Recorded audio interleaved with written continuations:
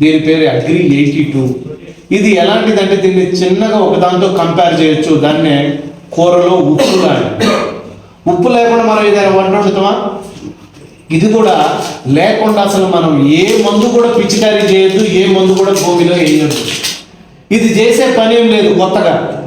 మీరు వేసిన మందు బాగా పనిచేసేలాగా చేస్తుంది. ఇప్పుడు ఫర్ ఎగ్జాంపుల్ నేనున్నా, బాగా మాట్లాడగలుగుతా, కానీ అరవకుండా కూర్చొని ఉన్నా అనుకోండి, అరవకుండా కూర్చోన్నప్పుడు లేచిపోయి మాట్లాడుకోవాలి గుంజుతారు చూడండి, యాక్టివ్ చేసేది అన్నమాట, యాక్టివేటర్. దీంతో పాటు వెక్టర్, మనకి ఏదైతే తేమ ఉంటుందో తేమను ఎక్కువగా నిలబడేటట్టు చేస్తుంది. దాంతోపాటు స్ప్రెడ్డర్, ఒక్క చుక్క ఆకు మీద పడ్డా కానీ ఆకు మొత్తం స్ప్రెడ్ అయింది.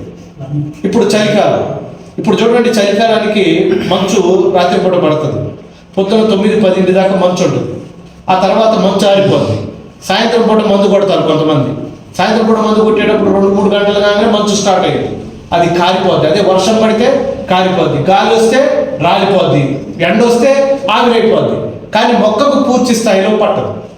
కానీ ఎప్పుడైతే దీన్ని ఉపయోగించి మనము మందు కొడతామో, మీరేమందాన్ని కొట్టండి, కలుపు మంద, పురుగు మంద, తెగులు మంద, పోషకాల, ఆఖరికి గోమూత్రం, మొత్తం గోమూత్రం కొట్టినా కానీ దాంట్లో కలిపి కొట్టగలిగితే ఆ మందు బాగా పనిచేస్తుంది, ఎక్కువ రోజులు పనిచేస్తుంది.